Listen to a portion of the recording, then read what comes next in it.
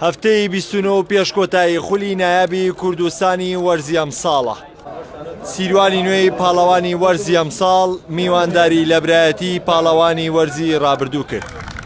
پێش دەستپێکی یاری برایەتی پاڵەوانی وەرزی ڕابردوو با تەواوی یاریزانان و دەستەی هونەری مەراسیمی ڕێزلێنان و بوون بە پاڵەوانبوونی ئەم وەرزەیان لە سیروانی نوێ و تیمی هونەری و یاریزانەکانی پیرۆز کرد. یاری دەستی پێکرد. هەردوویانە سەرەتا باستێکی مامناوەند دەرکەوتن، بەڵام برایەتی میوان دەست پێشخەری کرد. لە خوڵەکی چواردە ئەکۆوێس لە ڕێگەی لێدانێکی ڕاستە و خۆی جوانەوە گۆڵی پێشکەوتنی برایەتی تۆمار کرد. جێمێکەم سیروانی نوێ هەوڵیدا گۆڵ یەکسانبوون تۆمار بکات، بەڵام سەرکەوتوو نەبوو. ئەو جێمەش بۆ تاکە گۆڵا لە سوودی برایەتی باکۆتار. لە گێمی دووەم سیروانی نوێ باشتر دەرکەوت و بەتەواوی کۆنتڕۆڵی یارەکەی کرد.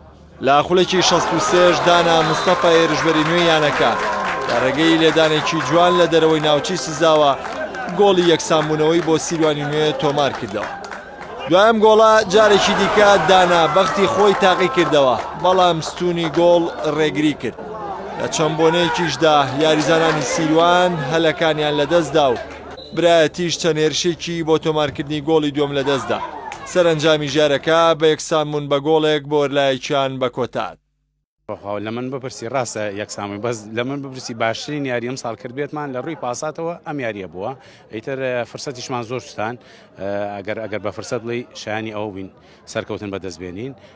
بڕواژ ناکەم ئێمە هەموو یاریەکان تا کۆتاییە هەموو یاریەک بە نیسبەت ئێمەوە وەکو نهایی وایە ڕاستە کاسمان بردووە، بەس من خۆم تەبیعەتی خۆم وایە، یعنی تا یاری تەواو تا خولەکە تەواو بێ هەموو یاریەک بە نیسبەت من وەکو یاری نهایی وایە. ئێمە بۆ سێ خاڵەکە هاتوین، بەڵام یاریکردنیش لەگەڵ پاڵەوانی خۆر گومان لەوەدانە ئەرکێکی قورسە لەگەڵ پاڵەوانی خوری یاری بکەی.